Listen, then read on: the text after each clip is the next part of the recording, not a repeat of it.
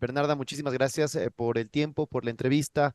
Es un nuevo año en el que está conmemorándose la lucha de la población LGBT y son 25 años ya de la despenalización de la homosexualidad. En estos 25 años, si bien ha habido como avances en ciertos derechos, en temas específicos como el acceso a justicia, ha sido muy poco o casi nulo. Cuéntanos un poco.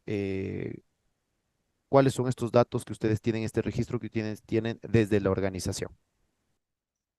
Hola Patricio, ¿cómo estás? Muchas gracias por esta entrevista. Bueno, la Fundación Pacta es una organización que trabaja, como tú dices, en temas de patrocinio y defensa a personas víctimas de violencia por perjuicio en razón de su orientación sexual o su identidad de género.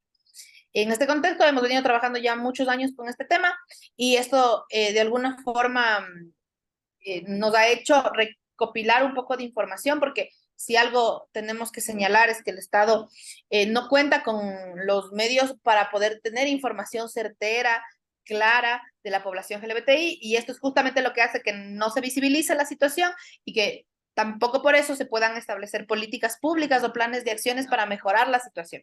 Ahora, dicho esto, y que la única información que se tiene es la que sale de la sociedad civil, Pacta tiene dos formas de receptar, digamos, tiene dividida la información de violencia en contra de la población LGBTI en dos ramas.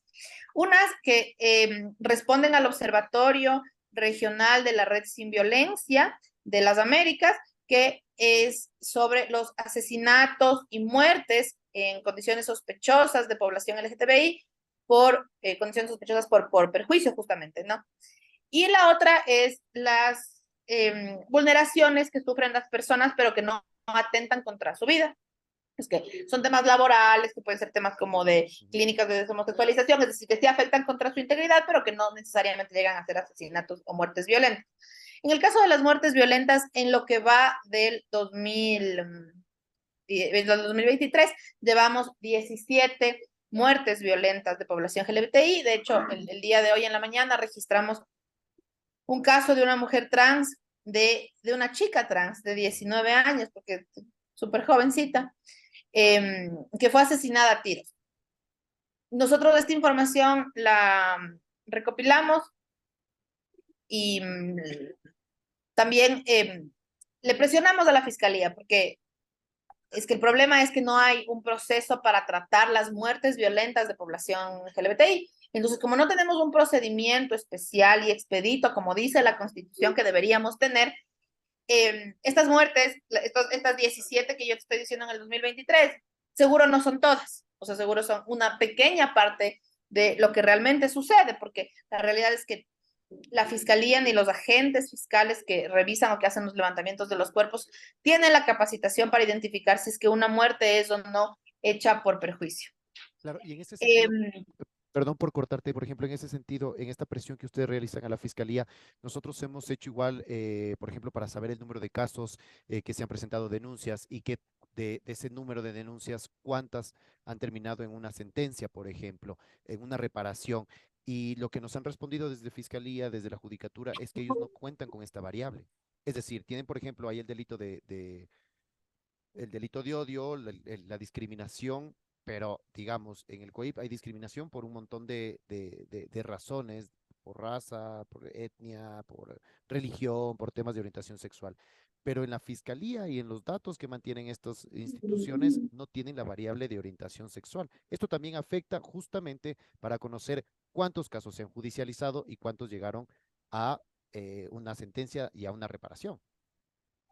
eso que dices es justo lo que pasa. O sea, eh, como no hay un dato claro, o sea, como no se puede identificar cuáles son estos casos, no se puede identificar cuáles son las fallas en el proceso judicial, o sea, en el proceso de investigación.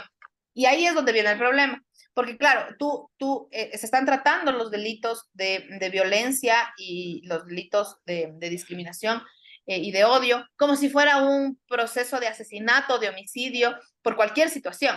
Entonces, como no hay este indicativo que permite identificar esto, no se puede identificar en qué partes están los huecos. O sea, no sabemos si es en la policía judicial, si es en la fiscalía, si es en la recepción de la denuncia. O sea, no podemos identificar en qué parte es. Lo que sí estamos seguros es que no hay sentencias en donde se establezcan que los procesos de violencia como las muertes, por ejemplo, o los procesos en general de delitos de odio, de discriminación, hayan tenido una característica LGBT. No tenemos sentencias de delitos de odio, no tenemos sentencias de delitos de discriminación, y eso sí estamos seguros, pero no es porque no se dan. De hecho, nosotros hicimos una investigación que puedo compartir también y un informe en el que te puedo compartir, en el que, claro, nosotros hicimos esta solicitud que tú hiciste y que seguro te contestaron más o menos lo mismo que a nosotros y nos dijeron 2000, porque nosotros preguntamos desde el 2014 en nuestra investigación era desde el 2014. 2014, 2015, 2016, tantos delitos de odio, 600, 500, 400. ¿Cuáles de estos se judicializaron? 100, 200. ¿Cuáles son LGBT? No, eso no sabemos. ¿Cuáles son por temas raciales? No, eso no sabemos. ¿Cuáles son por temas de género? No, eso no sabemos. Y eso es un problema. Y la verdad es que nosotros nos reunimos con la fiscalía después de este informe que sacamos y les dijimos como, entiendo la burocracia, porque sí entendemos la burocracia, entendemos los procesos, pero realmente no es un componente tan complejo. O sea, cuando tú llenas, o sea, presentas la denuncia, establecer en los temas de delitos de odio, ¿usted cree que su delito de odio es por racismo, o sea, es por raza, es por género, es por su orientación sexual, es por su estado de salud en el tema de VIH, es porque es niño, niña o adolescente, ¿no? O porque es adulto mayor, es porque está embarazada, es bien. Son, creo que, no sé, 8 categorías. O por último pones otro y escribes. No es un cuadro complejo, o sea, no es muy difícil de hacer. Y le hemos dicho a la fiscalía, esta simple inserción de este campo podría cambiar mucho la situación de la estadística en Ecuador y podría incluso cambiar mucho el proceso. Porque cuando la persona recibe la denuncia, o sea, cuando la gente de la fiscalía receta la denuncia y manda a la fiscalía y el fiscal empieza a revisar, cuando vea y diga, yo creo que este delito de odio es un delito de odio porque estoy embarazada, porque puede pasar, ¿no? O sea, por una discriminación porque está embarazada, para no poner el tema LGBT, ya. Él lo va a ver con esos ojos también, o sea, va a poder identificar esta percepción que tiene la víctima, porque también esto es importante, o sea, es verdad, la discriminación puede no estar vista, o sea, digamos, no se ve desde los ojos del fiscal, que de alguna forma es una persona con mucho privilegio, porque es un fiscal, o sea, ha tenido el privilegio de estudiar en una universidad, ha tenido el privilegio de seguro hacer una maestría, ha tenido el privilegio de presentarse al concurso, ha tenido una serie de privilegios, incluso económicos también. Tal vez desde este privilegio no es capaz de ver esta percepción de la víctima de la discriminación. Si él lo ve puesto en un cuadradito ahí, tipo, podría ser que el fiscal lo vea con otros ojos y diga, bueno, yo no lo veo así, pero bueno, voy a investigar y voy a ver un poco más y voy a ahondar un poco más y voy a escarbar un poco más en esto particular. Y eso puede hacer que el caso sea diferente. Y eso sí es importante. Le hemos dicho esto a la fiscalía y nos ha dicho que ya va a ver, porque es difícil para ellos hacer esto. No O sea, entiendo, no es entendemos muy difícil bien incluir cómo, o sea, es fácil, o sea, para mí, a mí realmente me parece fácil, personalmente. Entiendo que pueda tener su complejidad en el sistema y etcétera, pero es solo digamos, cuestión claro, de digamos, por ejemplo, no incluir, y que, por ejemplo, muchos fiscales, en muchos procesos de lo que he escuchado yo, dicen como que, "Ah, pero solo es esto, o sea, solo es la orientación sexual". Sí, pero esto invisibiliza este tipo de muertes. En la fiscalía no hay de estos registros. La muerte de mujeres trans, por ejemplo, no se tiene tampoco un registro claro más allá de los de la sociedad civil, otras fundaciones, otras organizaciones que se dedican, digamos, a recopilar estos datos. Ustedes, por ejemplo, nos cuentan de estos 17 casos. Y me decías, por ejemplo, también de estas vulneraciones que si bien no atentan contra la vida, son otro tipo de vulneración de derechos precisamente a los que se han visto afectados. ¿Tienen cifras, digamos, en ese sentido? ¿Cuáles son los datos que tienen en eso? nosotros no tenemos cifras porque solamente tenemos nuestros casos. Ya, o sea, te puedo Ok, decir que Exacto, los casos que Recibimos ustedes... muchos casos, ajá, exacto, porque somos la única organización que trabaja en este tema, Ujú, pero no tenemos una cifra, o sea, no me atrevo a decir si es una cifra nacional, no, no, no, o sea, tenemos unos casos claro. aislados que significan una muestra de la situación. Ahora, tenemos como que hemos identificado ciertas cosas con respecto al acceso a la justicia en ciertos espacios, por ejemplo, en el tema laboral, ¿ya? El tema laboral es un tema muy complejo porque, claro, la gente dice, es que no, el tema está en... no, justamente el teléfono ya. El tema laboral está en que no me voten por ser de la comunidad. Ya, ok, no te voto por ser de la comunidad, pero ¿cómo, o sea, cómo sabemos que no, o sea, que saliste del proceso de contratación por ser de la población? Ujú, Por ejemplo, eso no se puede judicializar, porque yo no puedo decir, o sea, no hay, en el privado, yo no puedo obligarle a alguien a contratarte, o sea, no puedo demandar el ejercicio de un derecho que no tengo. claro. ¿Ya? Entonces, como población LGBTI, estamos, sobre todo la población trans, está relegada a espacios que no son laboralmente formales, justamente por su situación de visibilidad con respecto a la situación. Y no pueden demandar esto porque es imposible. Y ahora, ¿qué pasa cuando demandas procesos como despido ineficaz? Los jueces que revisan el proceso de despido ineficaz son jueces laborales, no necesariamente tienen este componente de entender cómo puede ser una persona discriminada en su espacio de trabajo si no es con una prueba muy clara.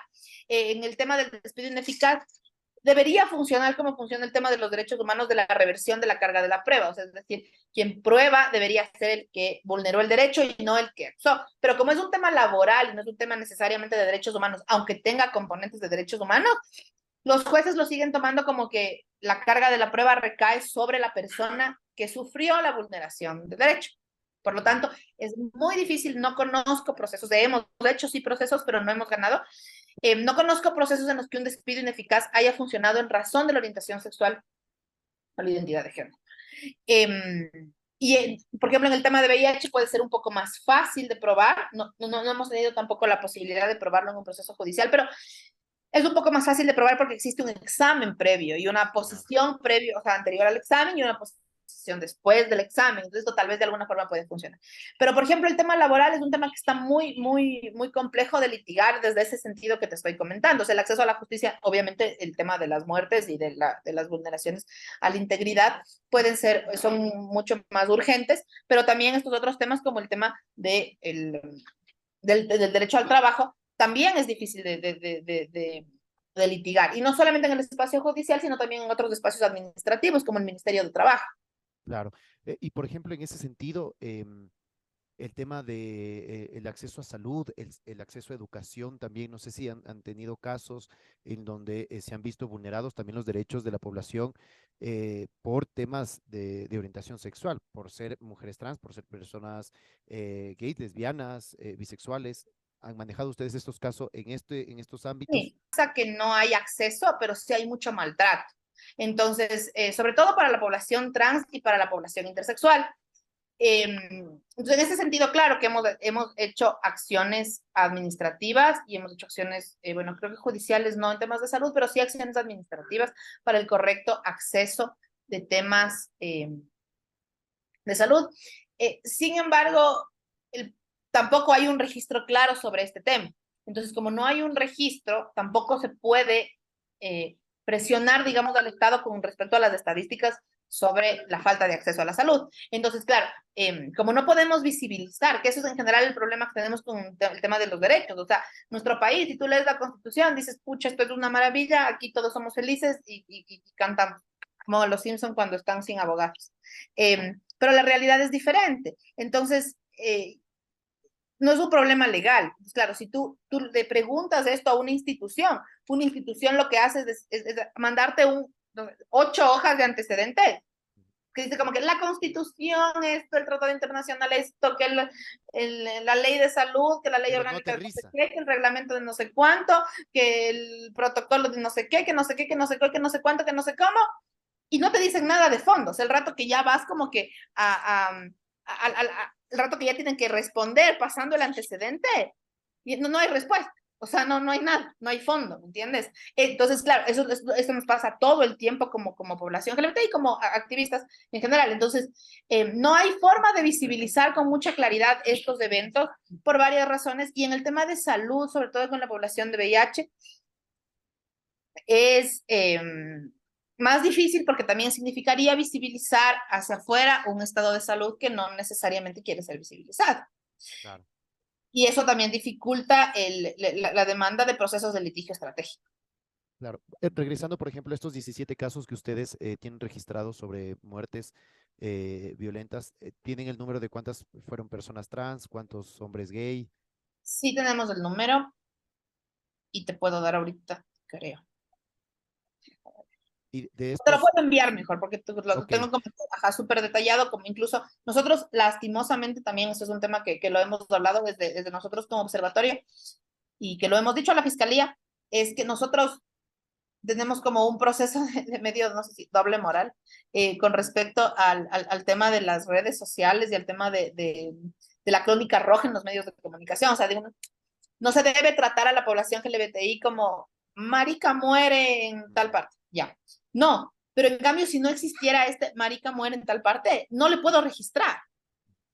Porque como no hay en la fiscalía una cosa que establezca que murió una persona trans, entonces si yo no hubiera en el medio de comunicación, muere chica trans a tiros, yo no tengo cómo ver o cómo identificar qué pasó esto y pasará desapercibido y seguro se hace un proceso digamos que de investigación muy básico, no se llega a ningún lado, el proceso se archiva y la muerte queda impune.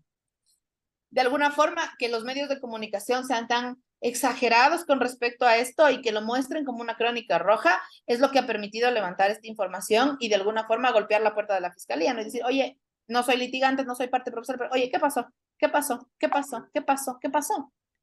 por ejemplo, con esto que me cuentas, esta falta de registro que complica, digamos, del proceso de acceso a la justicia y estas demoras dentro ya de cada caso, que digamos, más allá de si es un tema por orientación sexual, el tema judicial, el sistema judicial eh, es bastante lento aquí en el país. Por ejemplo, de los casos de 2014 a 2021, hasta que llegue la respuesta, ojalá esperemos que sea pronto. Por ejemplo, ¿qué significa ya justicia de estos casos de 2014 a 2021? ¿Qué se busca con estas reparaciones? ¿Se lograría de alguna manera acceder a justicia? Si llega tan tarde o llega de manera parcial, eh, ¿cómo ven ustedes esto ya del valor simbólico del tema de la justicia en casos de Mira, LGBT? lo que te voy a responder es un poco triste, porque es muy triste.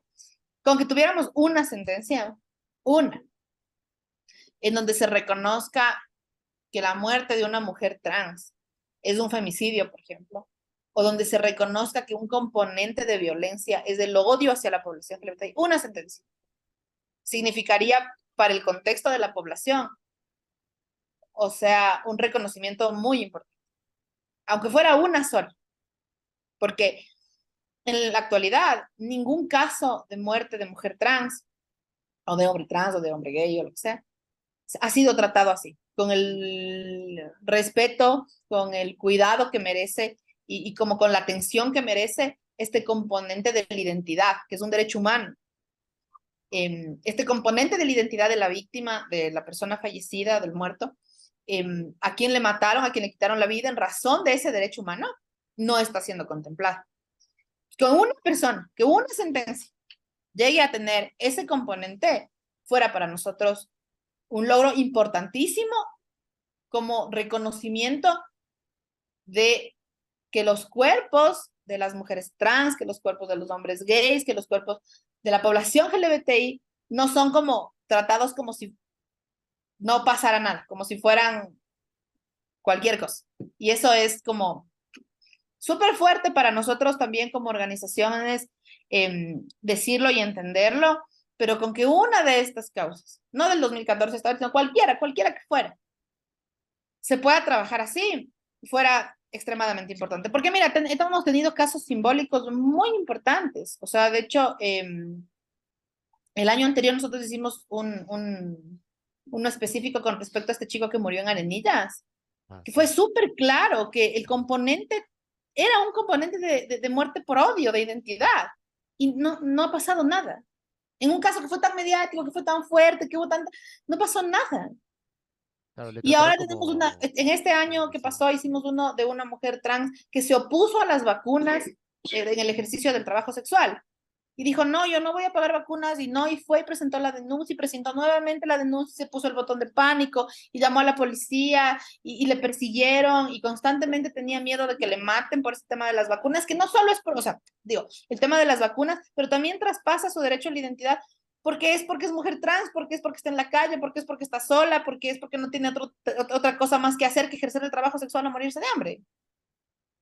claro, Y no ha pasado nada, ¿me entiendes? Entonces, con que una sentencia permitiera condenar a alguien a, a, a, a prisión por, o sea, una pena privativa de libertad, en razón de eso, ya yo creo que sería una cosa muy importante. Porque además es el principio, ¿no? Sabemos que con el paso del tiempo vamos a seguir trabajando para que hayan más y las muertes no queden impunes, pero con que una de estas llegara, yo creo que al menos yo como parte de la población me sentiría muy feliz, o sea, no sé si feliz es la palabra, pero como muy satisfecho, o sea, eso es, claro, te entiendo completamente.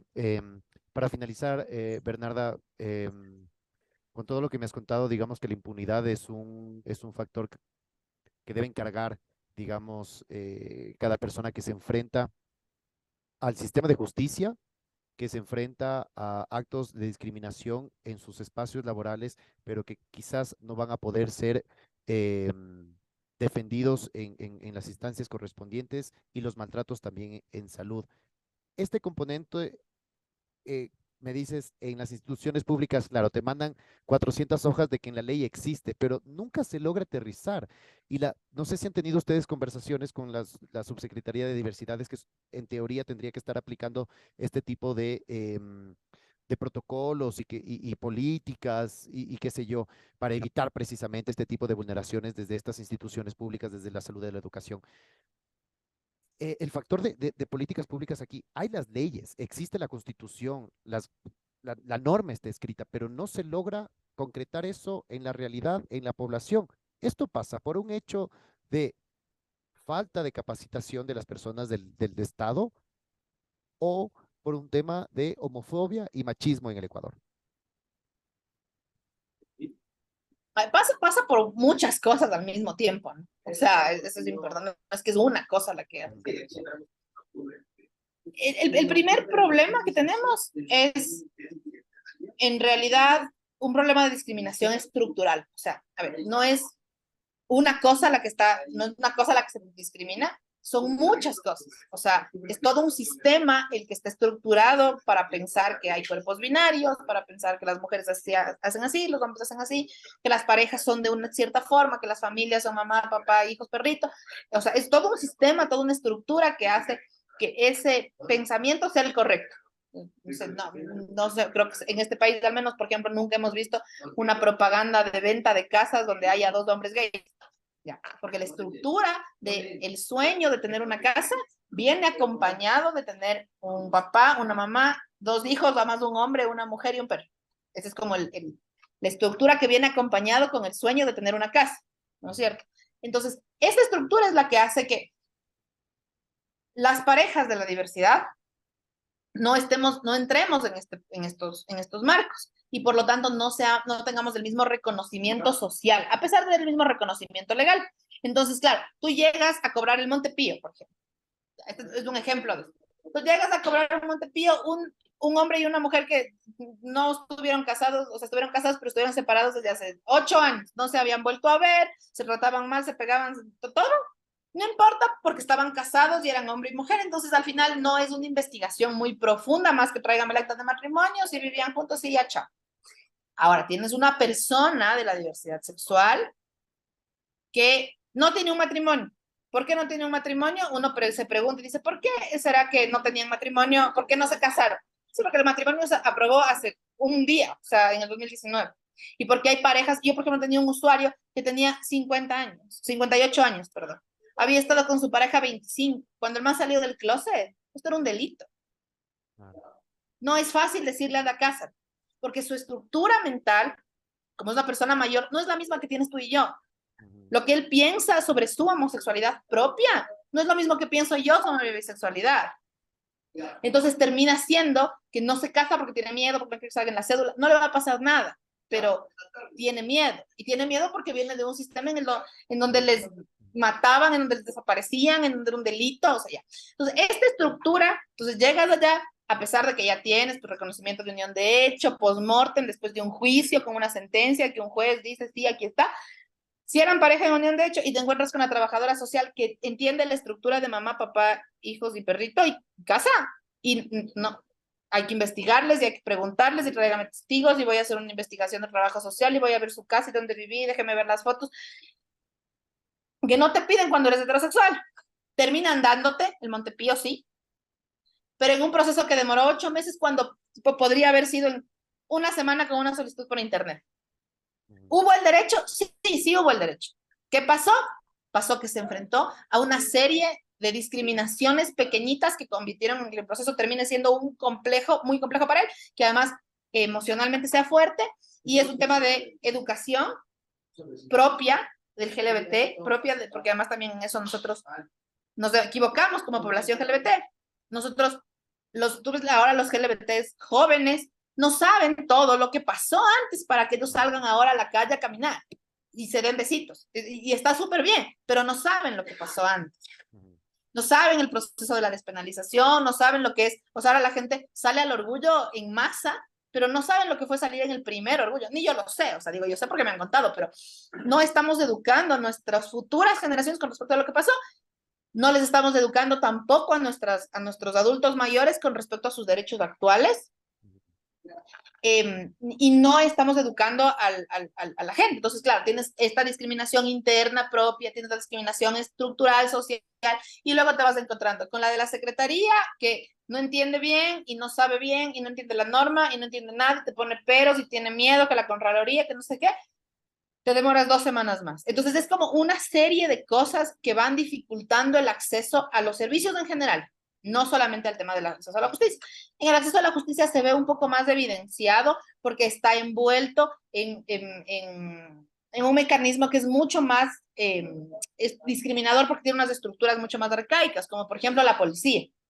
Es como está acompañado de esta institución, como la policía judicial, por ejemplo, al estar acompañando de esta estructura es más complejo todavía, porque no solo es la secretaria, sino también no es el que te recibe la denuncia, es el fiscal, el amanuense, y de por sí que los abogados ya también tenemos nuestras propias estructuras. Entonces, el fiscal, el amanuense, luego el de la policía judicial que tampoco entiende, y luego cuando pasas todo esto y logras convencerle al fiscal, llegas a un tribunal penal, donde tienes que demostrar el hecho, o sea, el delito como tal, el tipo penal, quién lo cometió, o sea, el culpable, por decir así, la tipificación y el nexo causal.